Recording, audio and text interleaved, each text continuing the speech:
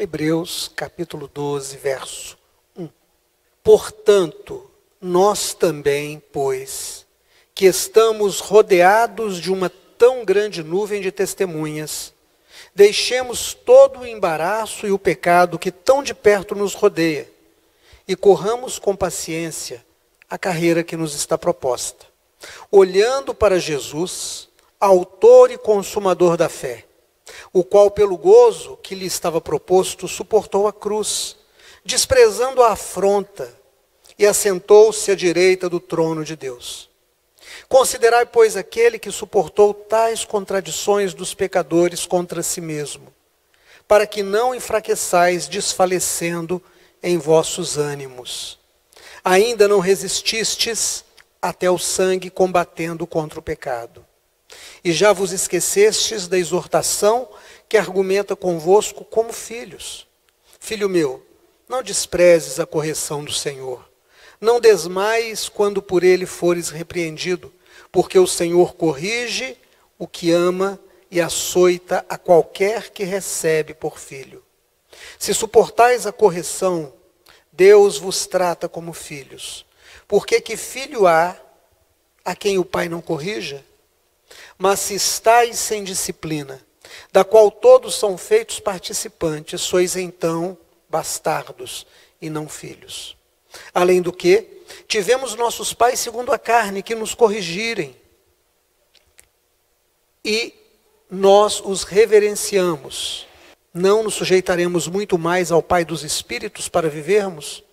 Porque aqueles, na verdade, por um pouco tempo, nos corrigiam como bem lhes parecia, mas este, para nosso proveito, para sermos participantes da sua santidade. E, na verdade, toda correção, ao presente, não parece ser de gozo, senão de tristeza, mas depois produz um fruto pacífico de justiça nos exercitados por ela. Portanto, tornai a levantar as mãos cansadas e os joelhos desconjuntados. Fazei veredas direitas para os vossos pés, para que o que manqueja se não desvie inteiramente, antes seja sarado. Segui a paz com todos e a santificação, sem a qual ninguém verá a Deus, tendo cuidado de que ninguém se prive da graça de Deus, e de que nenhuma raiz de amargura, brotando, vos perturbe, e por ela muitos se contaminem. Ninguém seja fornicador ou profano como Esaú, que por um manjar vendeu o seu direito de primogenitura, porque bem sabeis que, querendo ele, ainda depois herdar bênçãos, foi rejeitado, porque não achou lugar de arrependimento, ainda que com lágrimas o buscou. Porque não chegastes ao monte palpável, aceso em fogo, e a escuridão, e as trevas, e a tempestade, e ao sonido da trombeta, e a voz das palavras, a qual os que ouviram pediram que se lhes não falasse mais, porque não podiam suportar o que se lhe mandava. Se até o animal tocar o monte, será apedrejado. E tão terrível era a visão, que Moisés disse: estou assombrado e tremendo. Mas chegastes ao monte de Sião, a cidade do Deus vivo, a Jerusalém celestial e aos muitos milhares de anjos, a universal assembleia e a igreja dos primogênitos, que estão inscritos nos céus, e a Deus, o juiz de todos, e aos espíritos dos justos aperfeiçoados, e a Jesus, o mediador de uma nova aliança, e ao sangue da aspersão, que fala melhor do que o de Abel. Vede que não rejeiteis ao que fala, porque se não escaparam aqueles que rejeitaram o que na terra os advertia, muito menos nós, se nos desviarmos daquele que é dos céus. A voz do qual moveu então a terra, mas agora anunciou dizendo: ainda uma vez moverei a terra, não só a terra, senão também o céu. E esta palavra, ainda uma vez, mostra a mudança das coisas visíveis, móveis, como coisas feitas, para as imóveis, as invisíveis que vão permanecer. Pelo que, tendo recebido um reino, que não pode ser abalado, retenhamos a graça pela qual sirvamos a Deus agradavelmente, com reverência e piedade, porque o nosso Deus é fogo consumidor. Amém. Irmãos, um humorista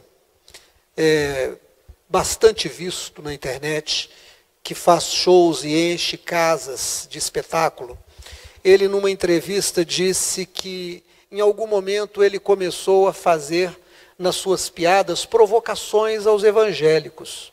Provocações do tipo, qual é meu? Ele é paulista, qual é meu? Você tem um livro, anda com ele debaixo do braço, domingo vai para a igreja e você não lê o seu livro? Você sabe meia dúzia de versículos, mas você não conhece as histórias do seu livro?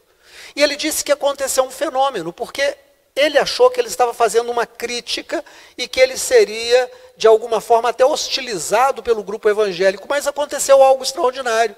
Pessoas começaram a entrar dizendo, olha, eu sou evangélico e Deus está te usando para dar uma mensagem para o povo evangélico. E ele disse, gente, esse povo começou a achar que eu sou instrumento de Deus para falar uma verdade, uma coisa que é tão óbvia, e que eles mesmos estão dizendo, nós não lemos mais as Bíblias. E ele disse, cara, vocês vão à igreja e ouvem histórias que vocês não conhecem, que vocês não leram.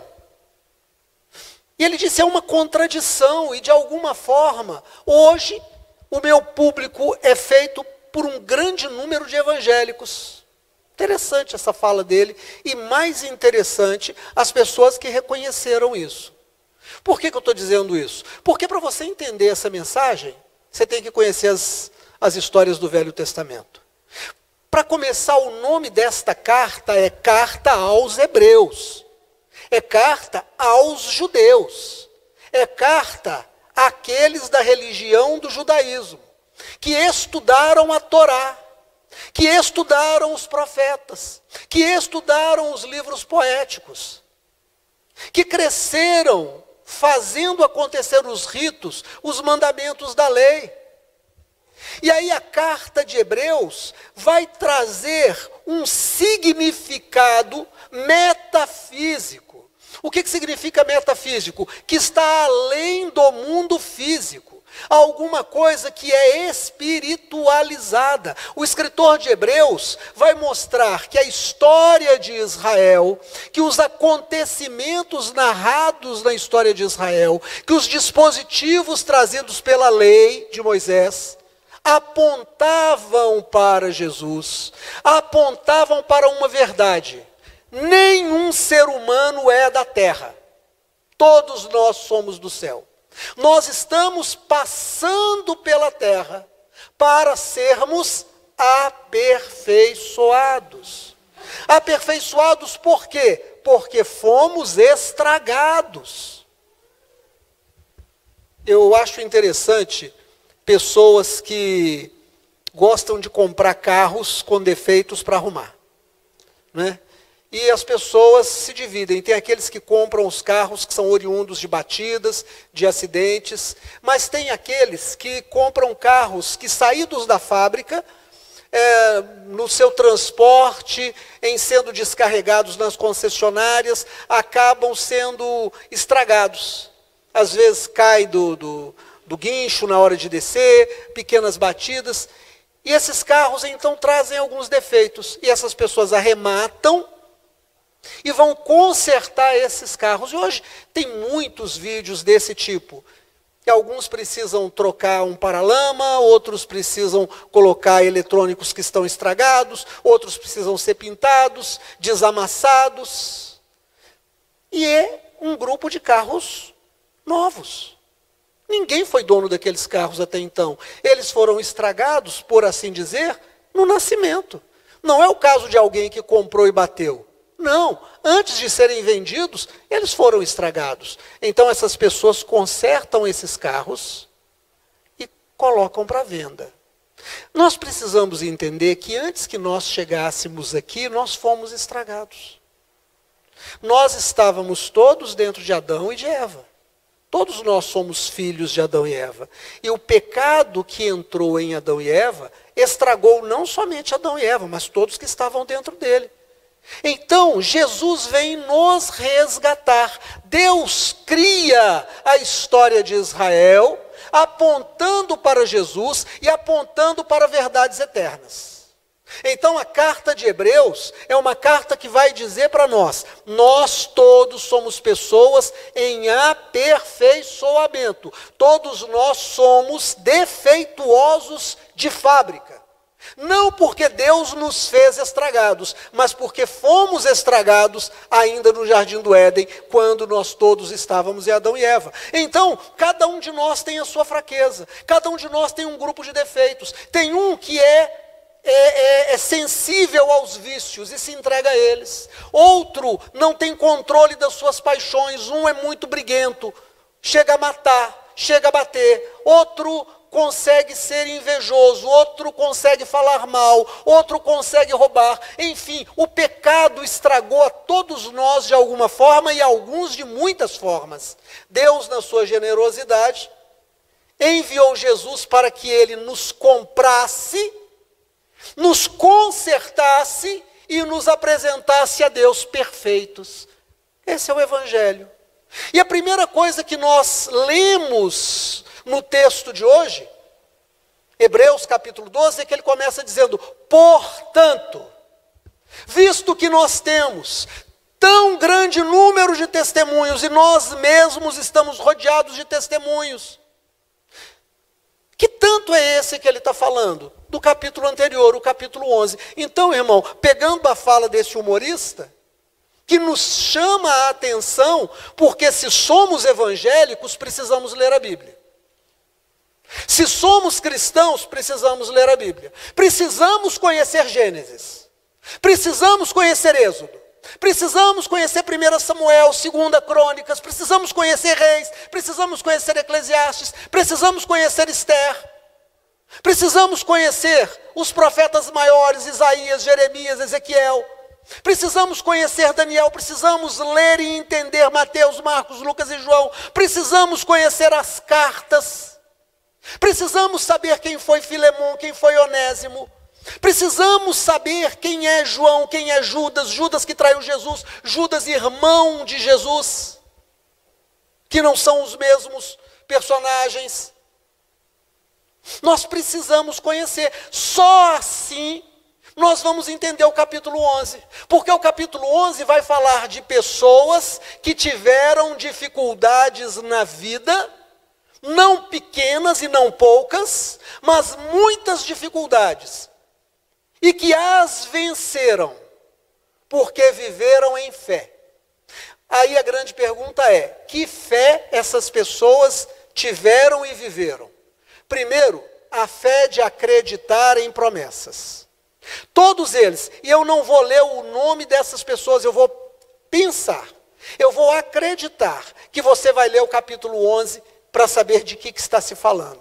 Porque lá fala de mulheres que receberam da morte os seus maridos, de pessoas que fecharam a boca de leões, de pessoas que derrubaram muralhas, de gente que andou como errante na terra, sabendo que era dono de toda a terra, porque tinha recebido essa promessa. E vai falar de muitos personagens que viveram em fé, e todos enfrentando dificuldade. Então, a primeira coisa que a fé é você tomar posse de uma promessa de Deus. Mas a promessa só é promessa porque ela ainda não aconteceu. No momento em que ela acontece, no momento em que aquilo que é prometido é entregue, deixa de ser promessa. Promessa é aquilo que é dito que vai acontecer, mas ainda não aconteceu. A fé é você tomar posse pela palavra que te é dada. Então vamos imaginar que você receba uma promessa de pagamento.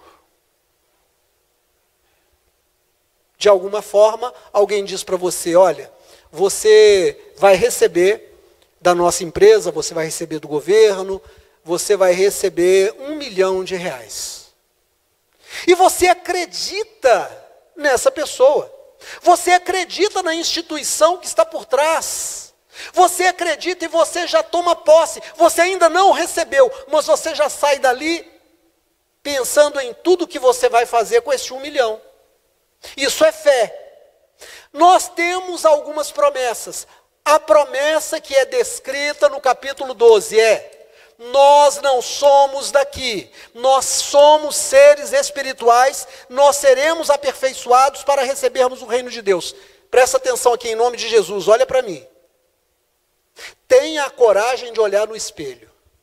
Tenha coragem de olhar no espelho e descobrir que um dia apareceu um cabelo branco na sua cabeça, que um dia apareceu uma ruga, que a sua pele já não brilha mais. Perceba que um dia você levanta cansado, que um dia a sua vista não é mais a mesma e você precisa da ajuda de um óculos.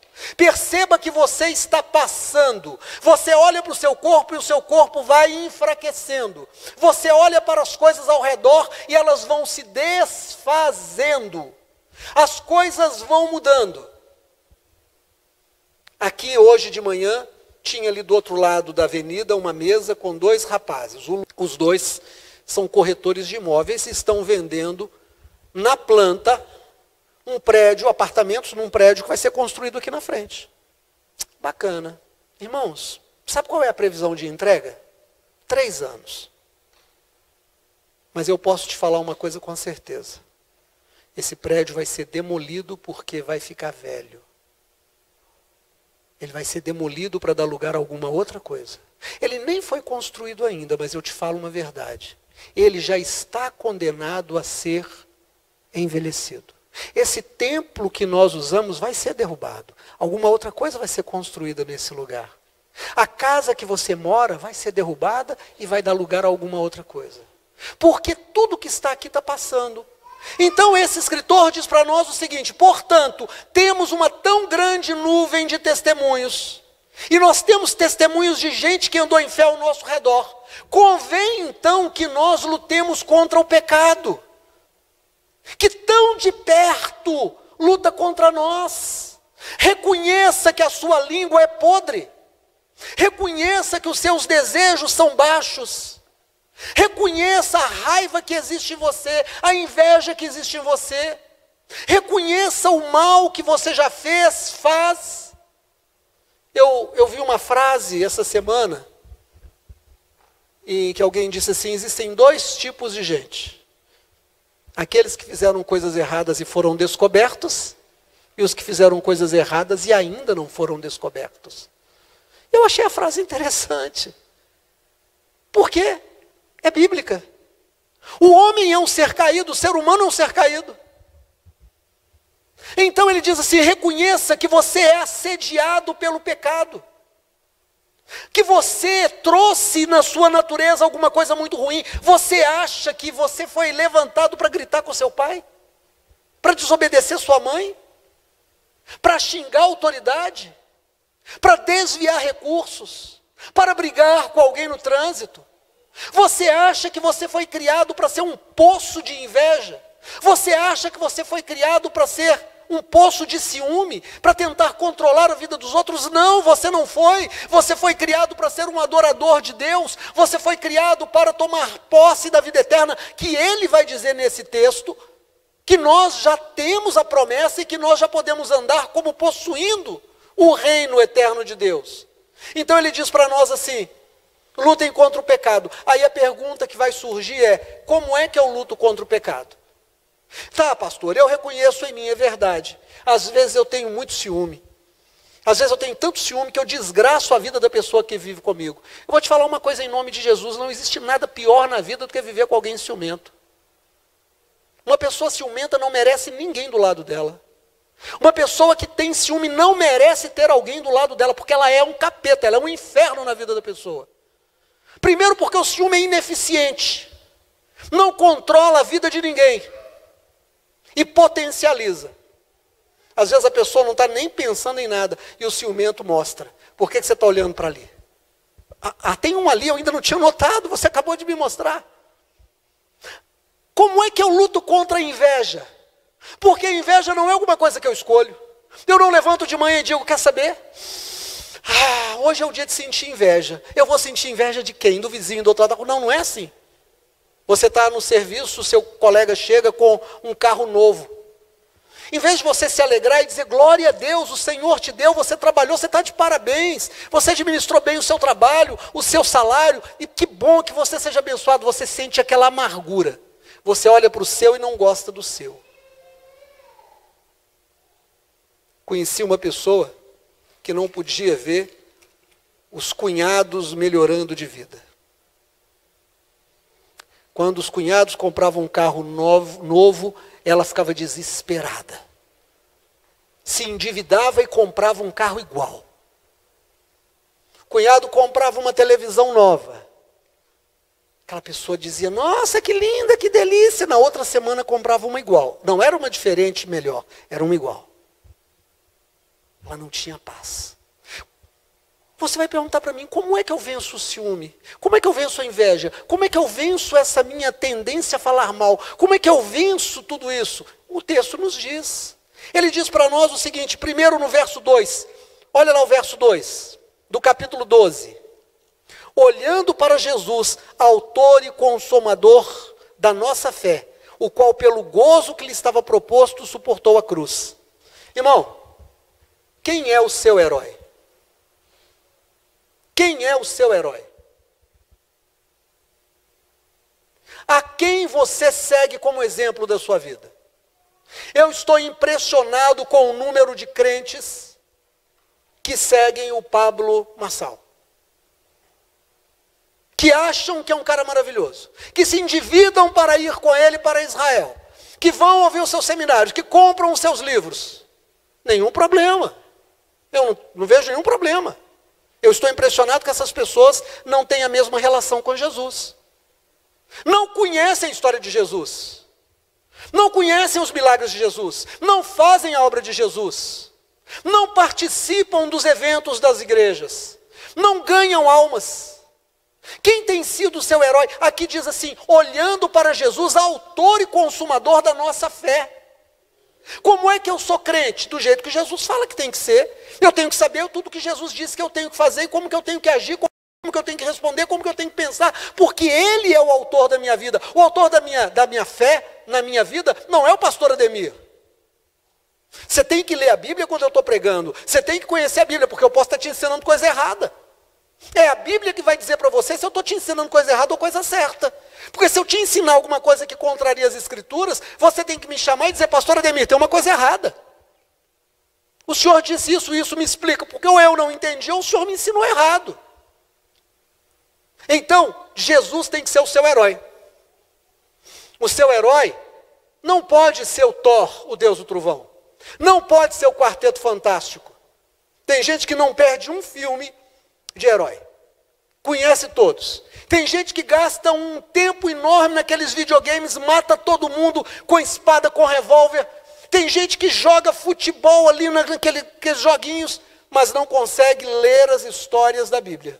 Não sabe quem foi Davi. Não sabe quem foi Jefté. Não sabe por que Deus levantou Faraó para mostrar o que em Faraó. Então ele diz assim, olhando para Jesus, ele diz assim, o qual, pela promessa que lhe foi dada, suportou todas as adversidades que vieram contra ele. Jesus, ele tinha uma promessa do Pai. Você vai passar pelo vale de lágrimas, você vai ser humilhado, vai ser torturado, você vai ser traído, você vai ser assassinado, mas você vai ressuscitar e vai comprar homens de todas as tribos, línguas e nações para mim. Então ele suportou, porque ele olhava para o prêmio. Irmão, qual que é o prêmio que você tem? Hoje de manhã teve uma batida, ali na estrada de Pirapora. Morreram, algumas pessoas estavam dentro de um carro. Nessa semana, há uma semana atrás, um Celta entra debaixo de um ônibus, naquela região também. Há um tempo atrás, nós vimos algumas pessoas na hora do almoço sendo surpreendidas por uma barragem que simplesmente explodiu. Alguém me contou hoje da sua avó de 92 anos que deixou esse mundo. Todos nós vamos partir. Qual é a promessa que Deus nos deu? Todo aquele que vive e crê em mim, ainda que seja morto, viverá, porque eu ressuscitarei no último dia. Eu vou preparar lugar para vocês, para que onde eu estiver, vocês também estejam. Espera aí, você vai colocar toda a sua atenção nas coisas dessa vida? Você acha que você foi levantado para juntar dinheiro? Você acha que você foi levantado para construir casa? Você acha que você foi levantado para ter uma mulher, ter um marido e ter filhos? Você acha que a sua vida é só isso? Isso aqui é de passagem, você vai perder seus filhos, todos. Você vai perder seu marido, você vai perder sua esposa, você vai perder sua casa, você vai perder seu carro, você vai, se ficar velho, você vai perder até o poder que você tem de fazer cocô ou não fazer cocô. Talvez tenha que usar fralda, porque não vai conseguir segurar. Você não foi feito para esse mundo, então por que você não aprende que Deus está dizendo, eu fiz você um espírito eterno, há um lugar para você morar, essa não é a sua vida, isso aqui vai passar, viva aqui como alguém que está de passagem. Jesus, pela promessa que lhe foi feita, suportou isso, e aí, como é que eu ainda venço o pecado? Jesus nos dá a solução. Veja por favor no verso 3, presta atenção. Considerai, pois, aquele que suportou tais contradições dos pecadores, Jesus, contra si mesmo, para que não enfraqueçais desfalecendo os vossos ânimos. Irmão, presta atenção. Presta atenção. Você sabe quem é que inferniza a vida da gente? Os outros. Felipe, sabe quem que inferniza a vida da gente? Os outros. Kênia, sabe quem que inferniza a vida da gente? Os outros. Mas diz aqui que quando nós olhamos para Jesus, nós entendemos que Jesus, ele deu atenção à promessa que o Pai lhe tinha feito, e ele suportou as contradições dos homens, ele suportou o escárnio, ele suportou as provocações, ele suportou a expropriação. Ele foi cuspido, ele foi torturado, ele foi roubado, ele passou raiva, mas controlou a raiva. Ele teve vontade de dar o troco, mas não deu o troco. Porque em tudo ele é semelhante a nós, e em tudo ele foi semelhante a nós. Ele suportou todas as contradições dos homens e toda a fragilidade da natureza humana. E ele venceu. Por que que Deus permite que você seja assediado, que você seja provocado, que você seja humilhado, que você seja desafiado, injustiçado? O texto diz, irmãos, o texto diz assim: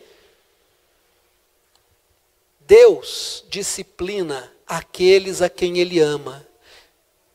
Quando nós falamos disciplina, presta atenção, Patrícia.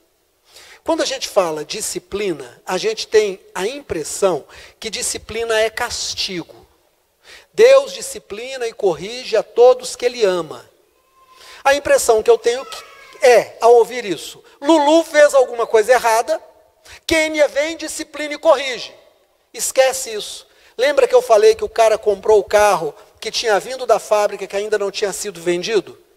Deus nos dá disciplina. Disciplina é a capacidade de nos controlarmos. Deus nos dá a capacidade de nos controlarmos. Eu tenho o impulso de pecar, mas eu não peco. Eu tenho o impulso de devolver o mal com o mal, mas eu não dou esse mal com o mal. A minha cabeça esquenta, mas ela esfria. Eu saio de mim, mas eu volto a mim. Deus disciplina e corrige. Ele vem no meu caráter, e aquele meu caráter que era marcado pela inveja, Deus corrige e tira a inveja de mim. Aquela minha língua que era descontrolada e falava mal, Deus agora me dá o bom senso e eu guardo a minha língua. Eu que roubava, agora não roubo, pelo contrário, trabalho e socorro aqueles que precisam. Ele corrige. Como é que ele faz isso? Ele faz isso muitas vezes através das dificuldades que eu tenho com os outros. Sabe aquele vizinho chato? Aquele vizinho chato é Deus usando na sua vida para te controlar, para te dar autocontrole. Sabe aquele seu parente que te desafia, que te humilha? Também é isso. Pastor, mas isso é agradável? Não, o texto diz que não. Diz que toda correção, quando acontece, é ruim, mas produz fruto bom. Ontem eu estava conversando com a Simone. Eu vou falar para vocês que estão recém-casados e que estão quase sendo recém-casados. Sabe qual que é o grande desafio do casamento? É você continuar conversando. Com o tempo no casamento, se você bobear, você começa a ficar em silêncio, ela fica em silêncio, ele fica em silêncio.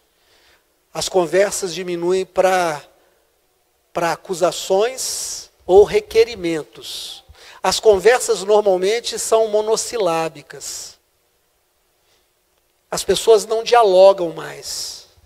Diálogo significa 2 conhecimentos, 2 sabedorias. Diálogo é eu falar e ser ouvido, ser entendido. A pessoa falar e eu ouvir, e eu a entender. Eu conversava com a Simone e dizia de uma vizinha nossa que nós aqui da igreja ajudamos muito lá em Santa Luzia.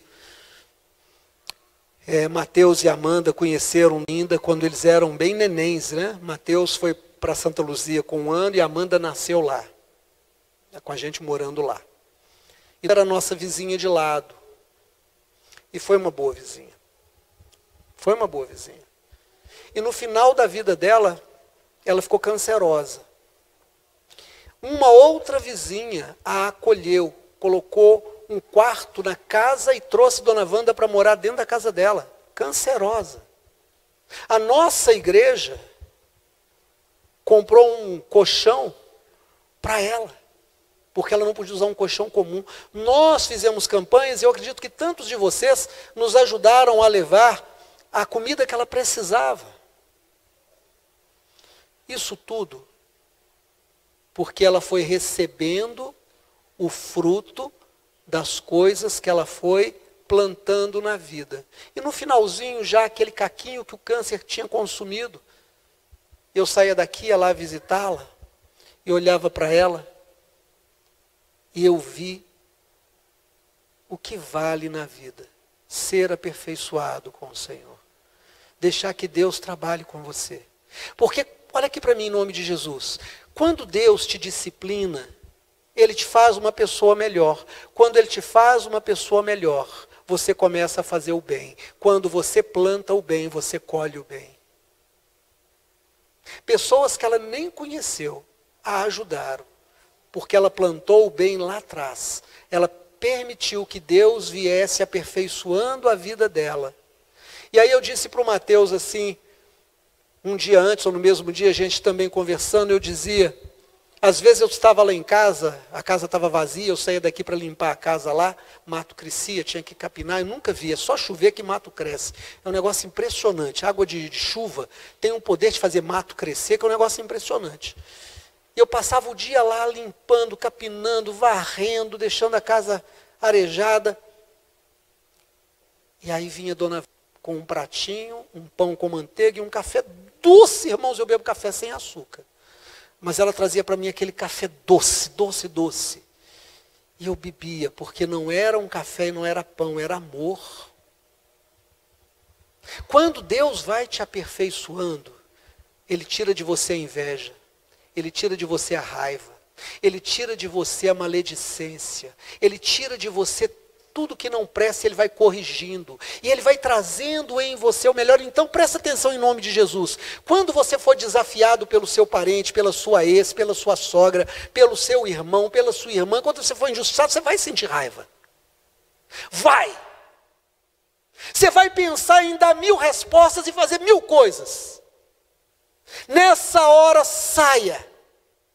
Entre na presença do Espírito Santo e diga, Deus, eu te agradeço por essa pessoa que está me azucrinando, porque ela está mostrando o quanto eu sou ruim, o quanto o pecado me estragou, porque eu estou sentindo raiva, porque eu estou sentindo inveja, porque eu estou com dó de mim mesmo, porque eu estou com vontade de me vingar. O Senhor está usando essa pessoa para mostrar o quanto eu tenho de coisas ruins em mim. Me aperfeiçoa, a tua disciplina está me tornando uma pessoa melhor. Me faça uma pessoa melhor. Me dá estratégia, me dá sabedoria, me dá palavra, me dá silêncio.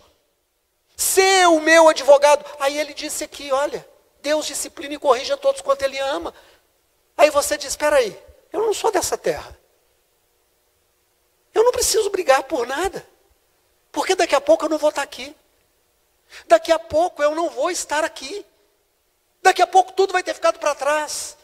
Senhor, produz em mim frutos pacíficos, frutos que honrem o Senhor.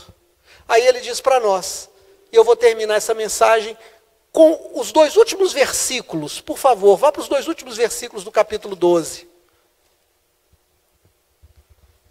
E esta palavra, ainda uma vez, mostra a mudança das coisas móveis, as visíveis, como coisas feitas, para que as imóveis, as invisíveis permaneçam. Pelo que, tendo recebido um reino que não pode ser abalado, retenhamos a graça, pela qual sirvamos a Deus agradavelmente, com reverência e piedade. Irmãos, o que ele está dizendo aqui? Ele está dizendo aqui o seguinte: lembra que eu falei que a fé, ela é a capacidade de acreditar numa promessa? E a promessa é essa: você não é daqui. Você é um extraterrestre. Você não é daqui. Você está passando por aqui, mas você não é daqui. Você é de lá. Você é do reino dos céus. Você veio de Deus e vai voltar para Deus. Mas você só vai voltar para Deus depois que você for consertado. Se você não for consertado, o que você não deixar Deus fazer aqui, Deus vai fazer depois, mas vai fazer. E eu vou te falar uma coisa: aqui Deus vai tentar te corrigir de todas as formas. Ele vai usar seu pai para te corrigir. Ah, meu pai é injusto, não sei o que, não me submeto. Ele vai usar o seu marido. Ah, mas esse marido não é bom. Ele vai usar o seu filho. Ah, mas meu filho, ele vai usar o seu vizinho. Ele vai trabalhar em você. Enquanto você recalcitrar, enquanto você avançar contra a ação de Deus te corrigindo, você vai sofrer. Para que você possa chegar lá. A segunda coisa é essa que ele diz aqui. Nós entendemos que as coisas visíveis, as coisas móveis, serão abaladas. Porque ele diz: ainda uma vez abalarei as coisas móveis. Deus está dizendo: ainda resta um mover meu na terra. Eu vou desfazer tudo que está aqui. Os poderosos vão cair do lugar onde eles colocaram os seus tronos. Os ricos vão perder sua riqueza. Os fortes vão se ver fracos. Os opressores vão receber a opressão com que oprimiram os oprimidos. Uma vez ainda vou abalar a terra, e eu vou tirar as coisas móveis, e eu vou estabelecer as coisas eternas. As coisas imóveis, aquelas que não podem ser mudadas, as coisas invisíveis. Eu vou estabelecer o meu reino. Você vai descobrir que você não é um corpo, que você é um espírito, que você não é desse mundo, que você é do outro mundo. Você vai descobrir que Deus está dizendo que você tem a promessa de viver com Ele, mas só depois que for aperfeiçoado. E lembra que nós passamos por um versículo, que nós lemos o capítulo todo, que diz que quem não for aperfeiçoado não verá a Deus? Se você não for aperfeiçoado, olha aqui para mim em nome de Jesus, você pode ficar 30 anos na igreja, se a sua língua não for domada, você não verá a Deus. Você pode ficar 50 anos na igreja, ser crente, ser pastor, ser do louvor. Se você não corrigir a sua língua, não corrigir o seu ciúme, não corrigir a sua inveja, se você não se tornar uma pessoa que produz frutos pacíficos, você não verá a Deus. Mas se você se deixar mover, se você se deixar ser aperfeiçoado, melhorado, consertado, você vai viver com Deus para sempre. Amém? Vamos ficar de pé em nome de Jesus?